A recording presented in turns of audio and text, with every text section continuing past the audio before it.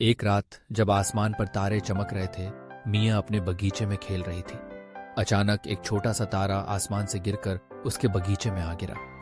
तारे की चमक फीकी थी और उसने धीरे से कहा, मुझे घर पहुंचाओ। मियाँ ने तुरंत एक जार उठाया और सावधानी से तारे को उसमें डाल लिया। उसका दिल तेजी से धड़क रहा था, क्योंकि उसने कभी भी ऐसा कुछ नहीं देखा था। वह हंसी अब अपने सबसे ऊंचे पेड़ पर चढ़ने लगी। हर कदम के साथ तारे की चमक बढ़ने लगी। जैसे ही वह ऊपर पहुंची, उसने जार खोला और तारे को आसमान की ओर उछाल दिया। तारा एक तेज रोशनी के साथ आसमान में उड़ गया, जैसे वह अपने दोस्तों के पास लौट रहा हो। मियाँ की आंखों में खुशी के आंसू थे। उसने अपने दिल में एक अजीब सी खुशी महसूस की, जैसे उसने किसी की मदद की हो। अगली रात मियाँ ने फिर से आसमान को देखा। तारे चमक रहे थे, लेकिन इस बार एक खास बात थी। उन्होंने मिलकर एक संदेश लिखा, धन्यवाद मियाँ।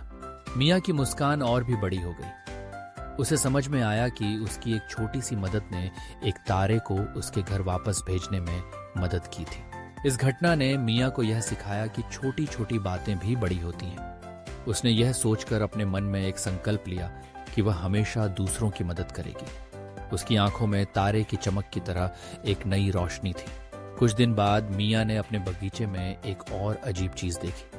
ये एक मेंढक था जो तालाब के पास बैठा था और गा रहा था। उसने कहा, मैं फ्रेडी द मेंढक हूँ, ईशिकी अनिसी में नीनी डिवो को। उसकी आवाज इतनी मधुर थी कि मियाँ ने उसे ध्यान से सुना। फ्रेडी ने गाना गाते हुए मियाँ को मंत्रमुग्ध कर दिया। उसने सोचा, अगर वह इस मेंढक को रिकॉर्ड कर लेगी तो यह सबको खुश कर सकता है। मियाँ ने अपने फोन से फ्रेडी का गाना रिकॉर्ड किया और अपने दोस्तों के साथ साझा किया।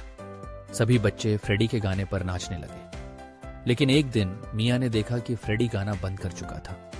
उसने उदास होकर कहा, मुझे अपने तालाब की याद आ रही है। मियाँ ने समझा कि फ्रेडी को अपने घर वापस जाने की जरूरत है। उसने उसे छोड़ दिया और तालाब की आवाज फिर से गूंजने लगी। मियाँ ने सीखा कि कभी कभी सच्ची मित्रता का मतलब है कि हमें अपने दोस्तों को उनकी खुशी के लिए छोड़ देना चाहिए। इन अनुभवों ने मियाँ को एक नई दृष्टि दी।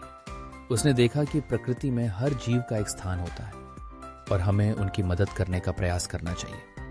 मियाँ ने अपने बगीचे में एक छोटा सा कोना बनाया, जहाँ वह हर दिन नए दोस्त बनाने के लिए बैठती थी।